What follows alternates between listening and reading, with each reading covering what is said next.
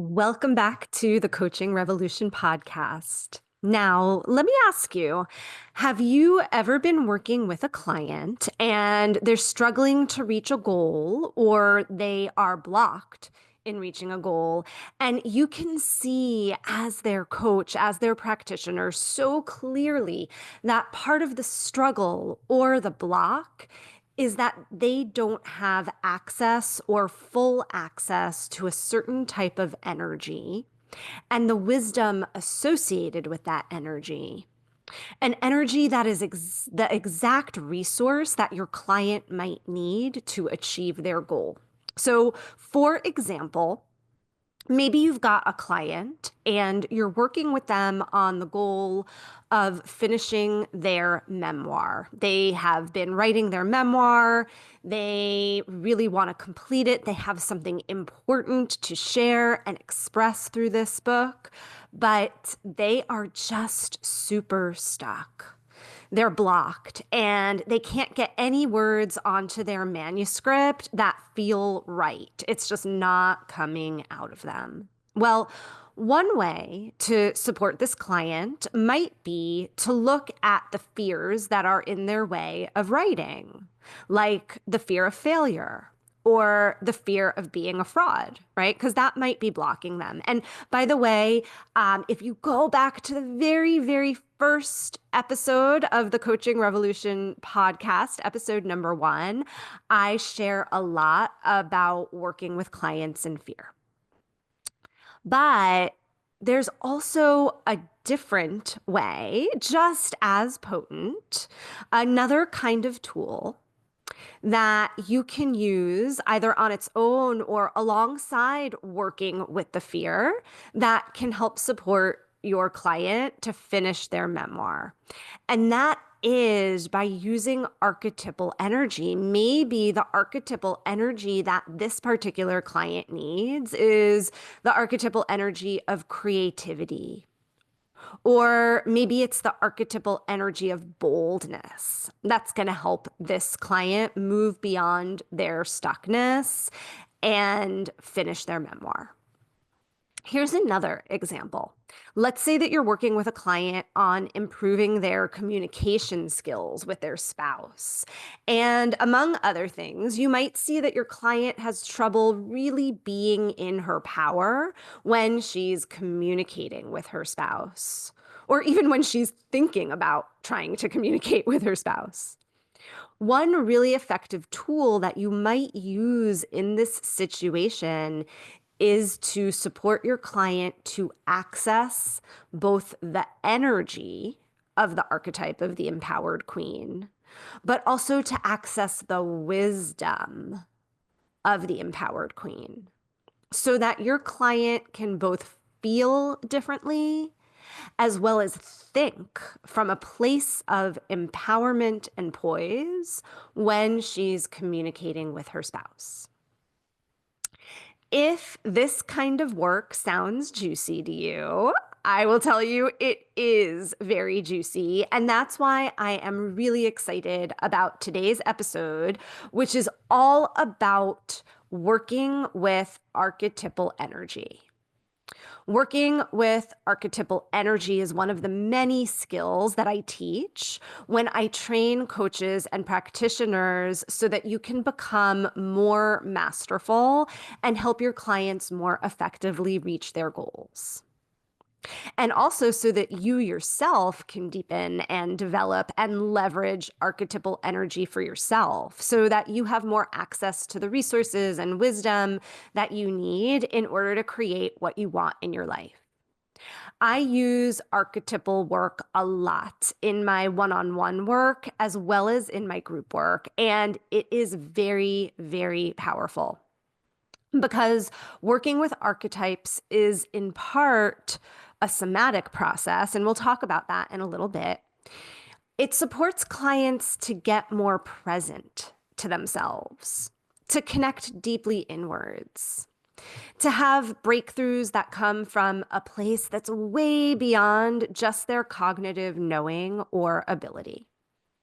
In other words, working with archetypes leads to aligned solutions and answers that our clients otherwise wouldn't be able to come up with on their own because of their limiting held beliefs or fears. Archetype work, when it's done really well and really masterfully, helps clients find different types of inspiration, characteristics, resources, and wisdom inside of themselves that they haven't been utilizing or fully utilizing in their lives. It can also help our clients trust themselves more and trust their lives more deeply. It helps them settle in and feel more safe inside of themselves. Truly, archetype work is really quite profound. And for the last 2.5 decades, in addition to working with archetypes with my clients, I've also regularly used archetype work in my own inner work. It's one of my many go-to tools that has allowed me to tap into my power, into my anger in aligned ways, into my love, into my trust, into my leadership and my creativity, and so, so much more. Now, archetype is a kind of buzzword in the coaching and transformational industries, but very few people actually understand archetypes or know what working with archetypal energy actually is and what it actually does. So today, we're going to break it down and look at what working with archetypes and archetypal energy is and what it isn't. We're going to dip into what Carl Jung had to say about archetypes because he's the first person to have coined that term. And we'll look at why and when you'd want to pull out archetype work from your toolbox with your clients and how it can really help your clients. I think you're going to get really, really inspired by all of this. Even if you've already been working with archetypes, you're going to gain so much more insight. And as we explore all of this in today's episode, I'll also pepper it with some important foundational principles for working with archetypal energy for your client and for yourself. One podcast episode is, of course, not enough to actually be trained well in working with archetypes and archetypal energies, and also to be trained so that you do it powerfully and in a trauma-informed way. It does take some time to learn how to be masterful. And we do this in my various trainings like Sacred Depths and Sacred Rhythms, among others. But I hope that today we'll be able to give you some pointers to begin to play with archetypal work in light, but really fun and effective ways. So, as I mentioned a few moments ago, the term archetype is used a lot in the coaching industries. We see it in quizzes like, "What's your love archetype?" and stuff like that. And by the way, I love stuff like that. It's fun and it can definitely be informative and bring insight. And in fact, many, many years ago, I developed a core business energetics quiz that helps you identify the main archetype that's functioning for you when you work in your business. And I'll tell you that thousands of folks over the years have loved that quiz, and I'm still very proud of it and of all of the insights that it provides. I go into detail and nuance in that quiz, and it's opened up so much for people. And you know what? I'll share the link for that quiz in the show notes in case you want to take it. But here's the thing. Most of the archetype quizzes out there, or the posts out there about learn this archetype or that archetype, they don't capture the deepest essence and power of what an archetype and its related archetypal energy is and how it can help you as well as your coaching clients. So Let's start here as we start to unpack what an archetype is and what it isn't. An archetype is not a character with a set list of characteristics that are solely defined by an expert. For example, the archetype of the warrior might mean something different to me than it does to you. And both meanings are correct. Or the archetype of fire might mean something different from one client to the next. In other words, these archetypal energies are going to look and feel a little bit different from one person to the next, from one client to the next. And this is a wonderful and beautiful thing because we each have our own unique take on these archetypes. So, any expert out there that tells you that any archetype is just this particular list of characteristics and only this particular list of characteristics, that expert is doing a disservice. The archetypes live inside of us, and therefore we each understand, interpret, own, and embody them a little bit differently.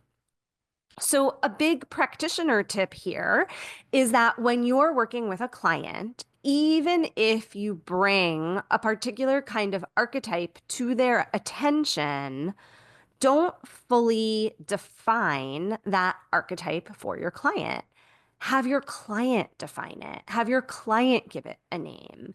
This way, it'll stick, right? It'll resonate with your client much more deeply. And speaking about defining a list of characteristics for an archetype, here's another misconception about archetypes and archetypal work. The misconception is that an archetype is a set of characteristics or personality traits. Now, it is helpful a lot of the time to identify characteristics and personality traits for an archetype. But that being said, here's what I want you to know. An archetype is actually an energy versus a list of traits.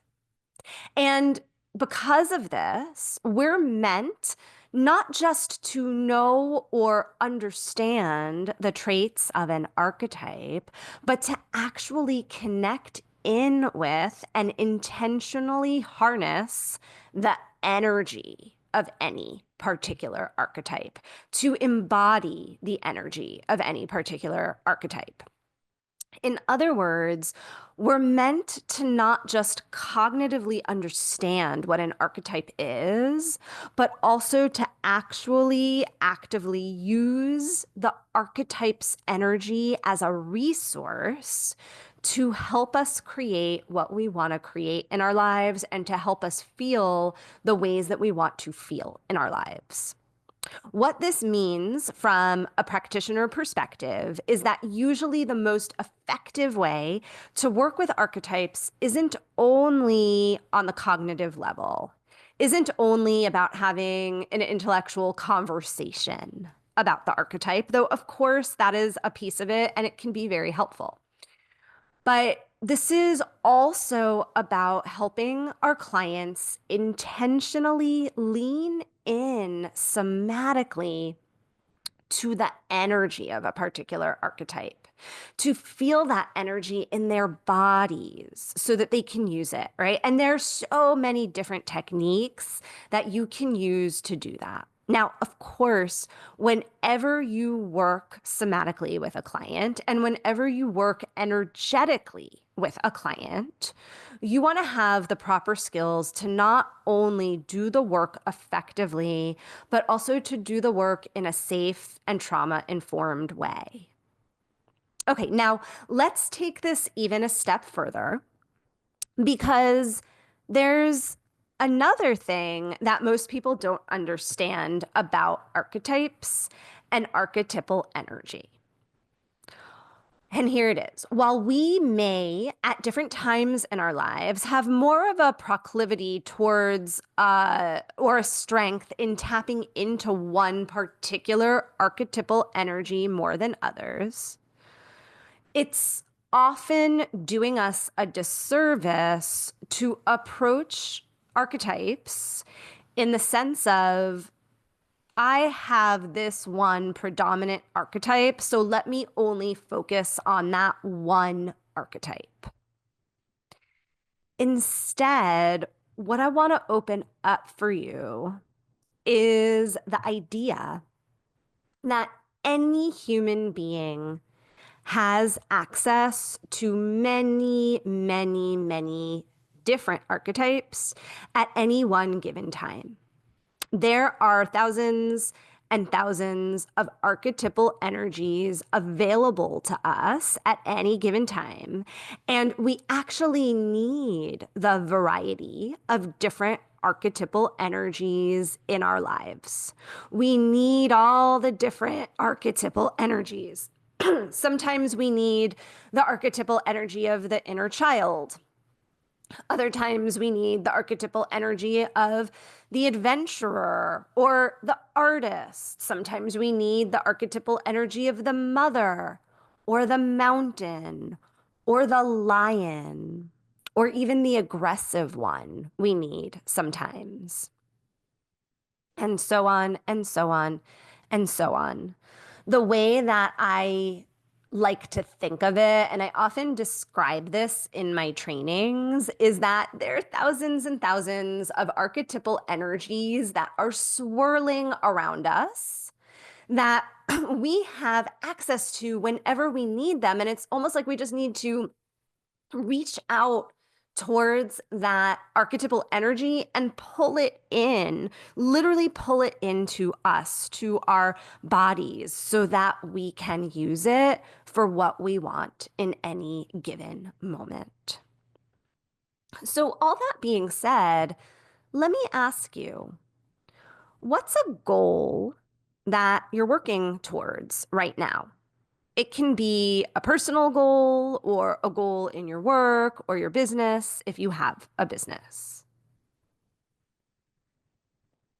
And what is an archetypal energy that maybe you're not fully using or you don't have enough access to yet that might really help you achieve your goal in the way that you want to? It might be an energy that you know and use well, but you're just not using it well or well enough towards your goal. Or it might be an energy that you don't use very often or very well, or an energy that you thought you couldn't use or shouldn't use. So I'll give you an example of this from my own life right now. Right now, I have a situation where someone who I hired to help me with something, and I paid them, they have not delivered what they said they would. They haven't delivered the quality of what they said they would deliver, and they also haven't delivered it in the time frame that they promised. And I've been kind of beating around the bush on it with this person because I don't want to offend them or insult them or be too pushy, hurt their feelings. But because I've been beating around the bush, this person doesn't really understand the level to which I'm unsatisfied with the work that they've done. And they don't really understand that they need to step up and deliver what they said they would. What I need right now to resolve this in the ways that are going to be best all around is the archetypal energy of loving and kind directness. right? I need loving and kind directness so that I don't continue to beat around the bush and so that I speak my truth to this person in a way that they can hear and in a way that hopefully will be able to move forward. And I don't just need the idea of loving and kind directness in order to get this done, but I actually need to embody this energy of loving and kind directness, lean into it and embody it so that I can use it and express it in the conversation that I'm going to have with this person. Okay, so with all of this, I think it's a good moment to mention Carl Jung. Jung was the first person to use or coin the name or the word archetype, although indigenous cultures around the world have been working with the concept of archetype for millennia. And before Jung settled on the term archetype, he actually originally called archetypes primordial images. He ultimately settled on the term archetype. Arc, A-R-C-H-E, means first, and type means model or kind, right? So archetypes are the first model or the first kind of different particular energies. And I love this and I bring it up because to me, the name implies that these archetypal energies have been swirling and available since the dawn of time. And these energies are actually inherent, part and parcel in our very existence. They are a part of us. We inherit these archetypal energies, we inherit them from the universe, and they're meant to express themselves through us. In other words, these energies have always been around and they've always been a part of us, and we've always been meant to use them. We can also think of archetypes and archetypal energy as a way of better understanding our wholeness. It's a way of understanding our wholeness more deeply through its separation into parts, right? Each of these different models, each of these different types. And I believe really deeply that one of our jobs throughout our lifetime is to lean into and to build relationship with the multitude of archetypes and dynamics that are inside of ourselves and swirling around in the world. That's how we lean into and reclaim more and more of our wholeness. Okay, now this next piece that I'm going to share about archetypes is another really important one. Each and every archetype has both a higher expression and a lower level expression. So, in other words, we don't want to think of some archetypes as good and some archetypes as bad. That's not really helpful. Especially because, again, as I said a few moments ago, all of the archetypes are inside of us, right? So we don't want to think as any part of ourselves as bad or wrong. Instead, what's way more helpful for ourselves, for our clients, is to understand that each and every archetype or an archetypal energy has a spectrum of expression. And on that spectrum of expression, there are higher level expressions and lower level expressions. There are expressions that are aligned and there are expressions that are misaligned. And it's part of our job as coaches to help our clients find and embody and utilize the aligned expression of the archetype that they're working with. So, for example, let's take the archetypal energy of the mother. Perhaps for some clients, the high level expression of the mother, the most aligned expression of the mother archetype, is an energy of nurturance and caring, an all loving and an all accepting energy. We want to help that client lean into and embody that expression, right? The energy, and also to utilize the wisdom and the higher wisdom of the archetype of the mother. But that being said, there may also be lower level energies of the mother archetype that this particular client needs to address as well. So, for some clients, the lower level energy or expression of the mother archetype might look like overgiving, right? Too much nurturing can turn into overgiving or sacrificing oneself for others, right? So, we want to address the full spectrum, help our clients move beyond the fears and the beliefs and the compulsion towards the lower level expressions, and also help our clients lean into and embody the higher level expressions. Now, oftentimes we can understand archetypal energy, or even more than understand, we can receive archetypal energy through larger than life figures.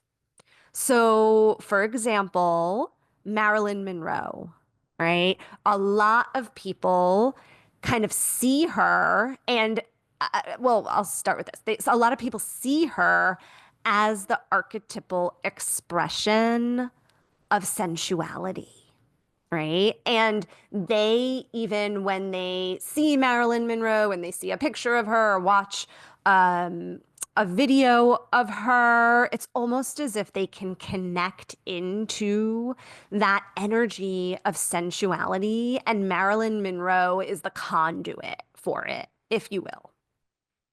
Oprah is another example, right, of one of these larger than life figures who is a conduit for archetypal energy. Maybe for some people, they feel Oprah as the archetypal expression of wisdom or generosity.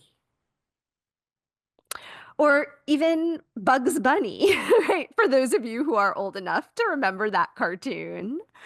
Bugs Bunny for some people holds that and expresses that archetypal expression of maybe manipulation, right? And by the way, the archetypal energy of manipulation, just like every archetype, has a higher expression and a lower level expression. Manipulation can be used for good, and manipulation can also be used in ways that are not helpful or even harmful to others. So, in other words, it's not that any of these figures, in particular the real life figures, it's not that any of them are these archetypes. But what it is that whether they realize it or not, they are very skilled at channeling the energy of a particular archetype, and they channel it in such a way that they bring that energy to others, that it impacts us when we're in these larger than life figures, when we're in their presence. Now, here's another example. So I am certainly not a larger than life figure, but I am, we can say in my community, in those that I teach and those that I serve and support, I am certainly, I bring archetypal energy, right? And I can't tell you how many times over the years and the decades that my clients and my students have told me that they've been facilitating their own group. They've been in the middle of leading a group and something has come up in the group. And not only do they ask themselves, well, what would Joanna do in this situation? They've gone beyond that into embodying and channeling the energy, the archetypal energy that they often feel in my presence, that they often feel I'm expressing when I lead groups, so that they can lead their own groups with some of that energy, with that energy of wise, loving, empowering, and dynamic leadership. Now, that energy, that archetypal energy of wise, loving, empowering, and dynamic leadership isn't mine alone. I channel it so that others can have it as well. And by the way, no pedestal here. It's not the whole of who I am. I've got lots of different archetypal energies, higher level and lower level, swirling all around, right? But that being said, I very intentionally use this leadership energy and harness it when I facilitate groups so that it can benefit everyone in the room. And also because I train practitioners and group leaders and facilitators, I also channel this leadership energy so that my students can have access to it for themselves, for their own groups. Okay, well, we could be here for days, exploring more and more on what archetypes and archetypal energy is, and really going step by step into different powerful coaching techniques that can help you work with it. There's so much to it, so much richness and beauty and meaning. But I hope that what I've shared so far has gotten you really excited about this idea of working with archetypes and the possibility of working with them for yourself and your clients. I also hope that you're starting to see how working with archetypes can be such a potent and effective tool to add to your toolbox so that you can become more and more of that practitioner that you want to be, that practitioner who is masterful, that practitioner who is really effective at supporting your clients to results. Because working with archetypes can help clients find and activate a type of energy that they need so that they can move forward on a goal. Working with archetypes can also help your clients find and start to embody a new belief or perspective or set of wisdom that they need in order to move forward on a goal. Working with archetypal energy can also support your clients to deepen into safety and trust of themselves and their lives.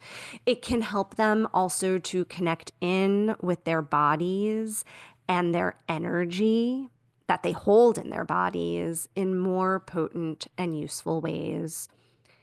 And working with archetypes can help with even more than all of this. Now, you might be wondering why we are looking at archetype work today during our month-long exploration here on the podcast and at Applied Depth Institute of the 4 sacred rhythms of any project. Well, let me tell you. So the 4 sacred rhythms of any project, which in a previous episode, episode 33, we did a real deep dive on, but I'll share them briefly right now. The 4 sacred rhythms of any project, whether it's in your business, in your relationships, in your home, in your habits, in your work, whatever it is, there's the rhythm or the phase of planting, right? How do we start something new, plant new seeds? There's the rhythm and the phase then of growing. Once we've planted something, how do we find the resilience and the passion to continue to grow this thing to fruition?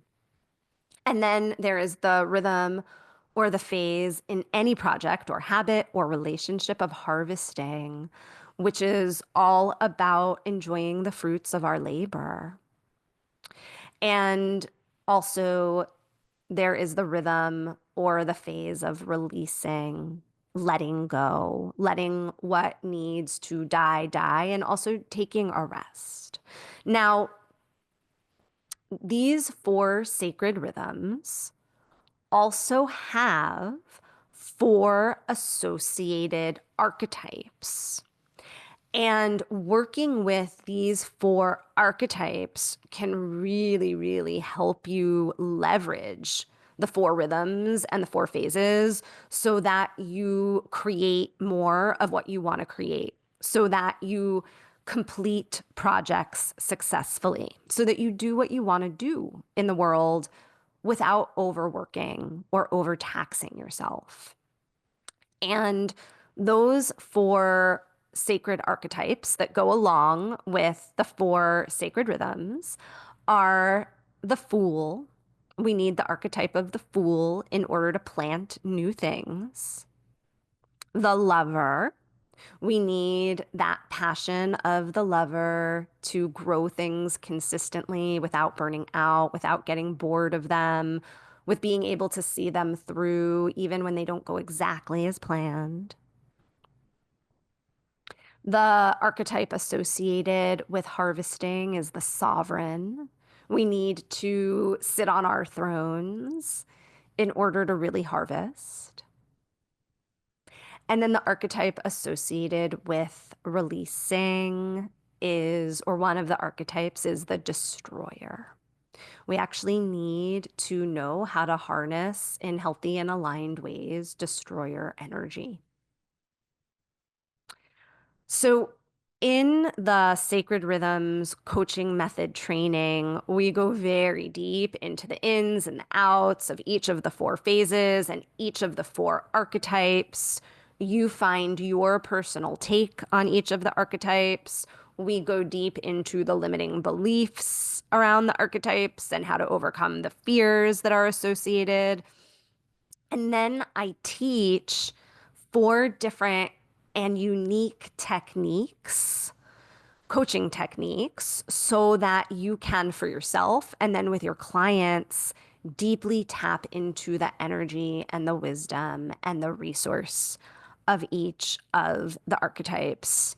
These techniques go beyond the cognitive and into the somatic and the spirit realms. And the whole entire training and sacred rhythms methodology is really designed to help you become even more effective in your work with clients so that you can help your clients successfully move through these four phases. It's also there for you to use for yourself. Sacred Rhythms is such a deep, deep dive into learning archetypal work, into learning how to use the four phases, into belief work and fear work. It's starting later this month, and it is a relatively quick training. It's 5 sessions, 2 hours each, and we go deep, deep, deep. If you're interested in joining me for it, I would be honored, and I'll drop the link for Sacred Rhythms in the show notes. For now, my friends, I hope that you really, really enjoyed this episode. I hope that you got a lot from it and a lot of inspiration. If you know anyone who would love this episode, please share it with them. And as usual, I'd love to hear your takeaways. Write to me, ping me on social media. Let me know what this episode meant for you.